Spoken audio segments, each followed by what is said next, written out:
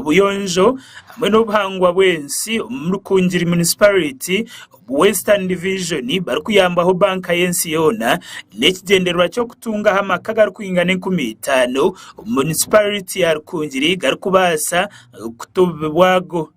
mu rukungano rwabaho mukasheshekera izuba rwayitaba amabembezi ba municipality ya Rukungiri contractor wakwatira mu rugo kombeka umwanyogu uteriho nabangu kurwo ministry y'ebyameizo mu ihanga cyashangwa ngo umurimo ugumazira mezi mukaga nukorwa wahati uriya habuce kabiri no buce kace kabutana harigana project ya World Bank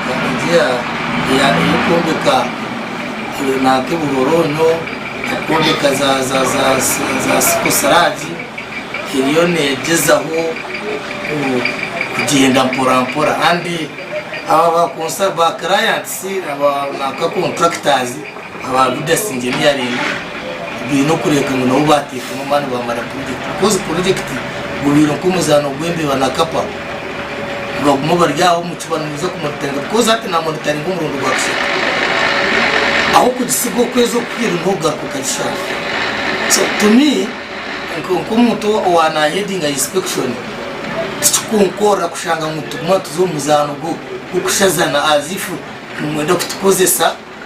kumonitoringa projects zani kandi zitarukutambura. So omuri Rukungiri tukuza kubyicarizamo andi nagambura contract yatakunda gukora umurimo gwe itatureke kaba inspectors bagende bakore byabo kuko byo gumana mwita bara discipline bakimana bamyana batamukiraka nabakaho mukasibana mutwitoroza ucezo tunabahiriza transporter utine cyo gukora urukiko rukuza baba tire cyo kunda gukora tikuza kuriza and we shall write a report about this project because project abantu ngenda kureba ngabanya mayenje abakebisoni project ne yakora ebyo kuza kumana murete mpopora muzo mu rukiko meetings and signinga numutere bishani ebitimo gukora abantu nibintu buhereza nibenda wahombe cyatire to kwese kumukyo bagikozese deka kwata pro uri no mbetera batire to mukatare ukadikora ka project yo nunda kuryo umwaka gona no. So even tubakuza kubukora muri Rukungiri bagire baze gukora ibindi because you know to me as far as I know na n'urukiko rukuza kura to baba takwenda progressing at a normal pace then wakubyo kustopinga project so kugistopinga tumaze tugiriza because amwe rwabyona ito tukwenda batwate muka batabaye mbamba monitoring and signing okuza mu project imwe monitoring abati mutaratugambe babine issues zabo bine challenges zabo babaze basoke so that abataka bamanya project ikemera kuko kutari kugira ngo nibamanya ngo yoro kandi takutambura. Ubu yabanagamba hono mnyamakuru wetu banyuma yo rukunganoru ahimbisubwe w'Ilbafoso ngo muri umuhezi wa RDC wa district ya Rukungiri yashoborera ngo murimogu gushemere kucondozwa kumanya hawenzi gwa zingamire watarani which is not the case. So nowe ni terumuranga wata projects za kubisoza nyamayeje za nyakibare upper primary na lower primary ahibaro nyakibare hospital na kana za Kaworo za Kinyasa mu patient project muzora mishu twashanga project itakuzo kuyamba muntu wa burijo inenda kuyamba ubwo adirese then tusunge cyo kukora kuzo muntu kumujyango no kumumbe cyane toyirinda imiryango ibingo muryango kumwe ekamara miziko buri kugirambura ayo twatsikira no twakoze eze sente zo kuteka mu workshops zo kuteka mu meetings izuwacu shirong tugende twa monitoringa ahubwo cyo tukustata ile tukajimarira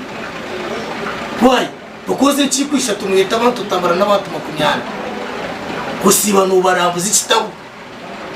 mu bagambire bizibyawo amwe rwabyo no wabacyamsha no wabarawe ahubwo cyo tukwateze sente twasinchikwisha tukazubikisa twireka.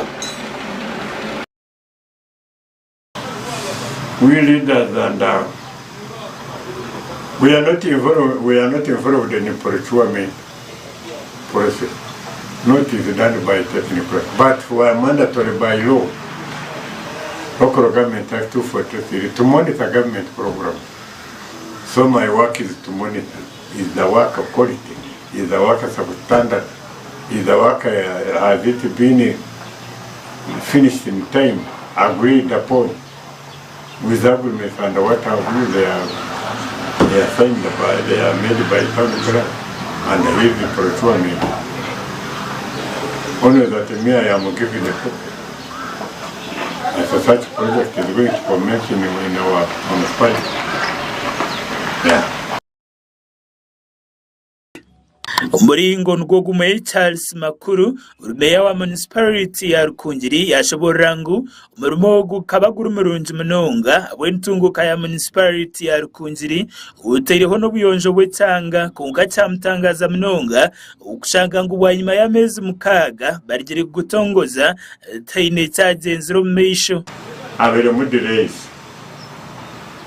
konkaza contractor ngo tubakamwe advance tubatse mwenye itoba icyo bya ebyaba contractors ninga another word tenders ninga behavior ebyo byaba service providers icyo kibera twata okuyaho ititawne karaka yamara kusaininga agreement hati nko barampa copy nanye nkejiramo kumunatinga government program zi igi project ubagire akwisara kora quality thing akwisara kora substandard jobs aho nundi jiramo and nara bantabi bit substandard ndagambira council tukikora resolution ni town karaka bemerere until further notice until the project is investigated kandi yabe kwisera koraje turebe kansere bera weya Surya Mwesiga uri engineer wa Vidas Engineering Technical Service